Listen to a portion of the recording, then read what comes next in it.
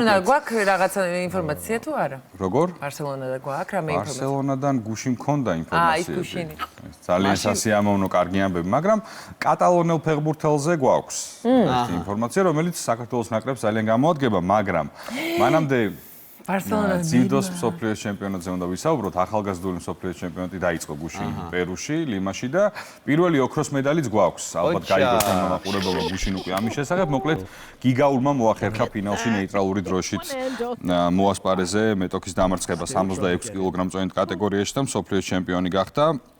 ფინალში მან აბდულაჰ პარჩიევის დამარცხება მოახერხა საკმაოდ ეფექტურად. გეტყვით იმასაც, რომ პარჩიევამდე გიგაურმა ნიზამი იმრანოვი დაამარცხა, მეოთხედ ფინალში დოშოტბეკ ჰამროევის დამარცხება მოახერხა, ხოლო მანამდე სიმას პოლიკავიცუს და კუბატკოვს მოუგო.